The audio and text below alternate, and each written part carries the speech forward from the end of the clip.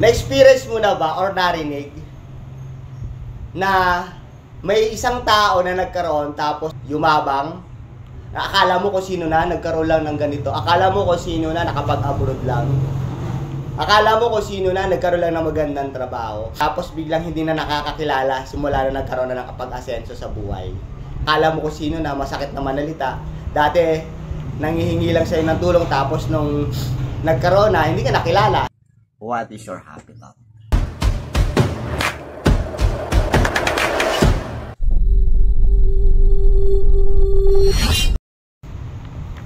Kung sa iyong pagangat, ikaw ay yumabang, sa dulo, ang pagbagsak sa iyo ay nag-aabang. Isa tong babala sa mga taong yumayabang pag nagkakaroon ng blessing. Na kung pag-angat mo, yun yung naging dahilan baka kaya ikaw ay naging mayabang. Huwag kang mag-alala, sa dulo, yung pagbagsak naman ang nag-aabang. Yes, yan ay isang reminder ni Jesus para sa atin. Na kung saan, sinabi doon sa Lucas 10 verse 17 to 24, dumating ang mga alagad na tuwang-tuwa at ibinalita kay Jesus na kahit daw ang demonyo ay kaya nilang utusan. Para ganon. Tapos, biglang bumanat si Jesus, nakita ko si Satanas na parang kidlat na bumagsak sa lupa. Si Satanas ay parang kidlat na bumagsak sa lupa. So, ang dating kaagad sa akin nun is, yung tagumpay sa atin, sa mga tao, masayang-masaya na binabalita. Ganon tayo eh. Kapag meron tayong success in our life, masyado tayong masaya. Nagmumukha na tayong mayabang sa iba. Okay, talagang lehitimong yumayabang tayo. Meron pong ganyan. May kilala rin akong ganyan. Kayo, baka may kilala rin kayo.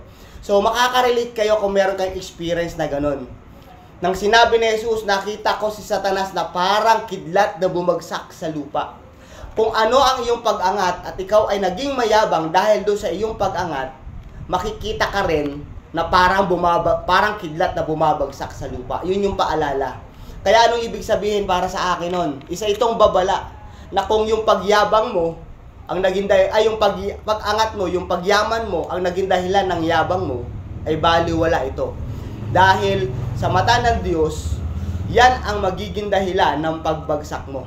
Kaya kung gusto mong manatili na magpatuloy ang mga blessing na darating sa iyo, matuto tayong magpakumbaba. Instead na yumabang tayo, let's glorify our God. Bakit?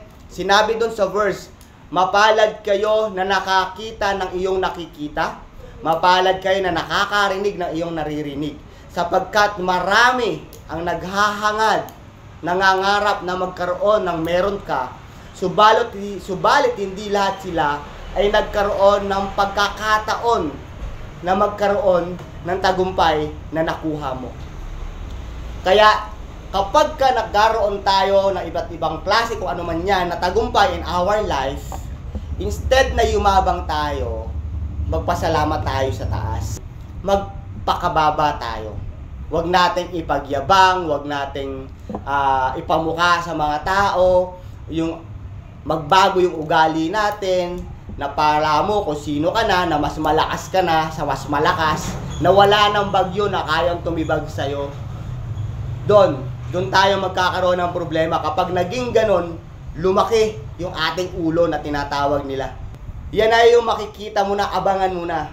Sa dulo kasi, kapag daw tayo ay yumabang, sabi na ating happy thoughts, ang pagbagsak sa atin ay nag-aabang. Ayaw natin mangyari yon. Marami akong nakitang ganyang senaryo na nagkaroon na, nasayang pa. Why? Nung nagkaroon ng pera, natuto magkasino, natuto magsugal, natuto mambabae, hindi niya na-handle properly. Kasi nga, yumabang na. At nakalimutan na nila kung sino ang nagbigay sa kanila ng kapangyarihan, ng blessing na yon. Kaya yun yung paalala niya. Huwag kayong masyadong matuwa. Huwag kayong masyadong maging magpapagyabang. Kung ano man yung kapangyarihan or blessing na ibinigay sa iyo ng Diyos, ang gawin mo, i-share mo. Manatili ka sa pagkatao na meron ka. Sabi nga ng isang happy thoughts ko, ang tunay na success, is hindi nasusukat kung ano ang meron ka. Ang tunay na success ay nasusukat kung sino ka nung nagkaroon ka. Stay humble. Yun yung binibigay sa atin ng Panginoon. Dahil kung hindi, ang mensahe niya, kung tayo ay umangat sa buhay, huwag tayong lalaki ang ulo. Huwag tayong yayabang. Dahil, kang pagbagsak, nag-aabang. In God, everything is possible. Pwede kang bigyan. But, everything, pwede niyang kunin sa'yo sa isang iglap. Babagsak. Kung tayo ay umangat sa buhay, manatiling mababa ang kalooban. Para manatili at magpatuloy ang mga pagpapala galing sa Kanya.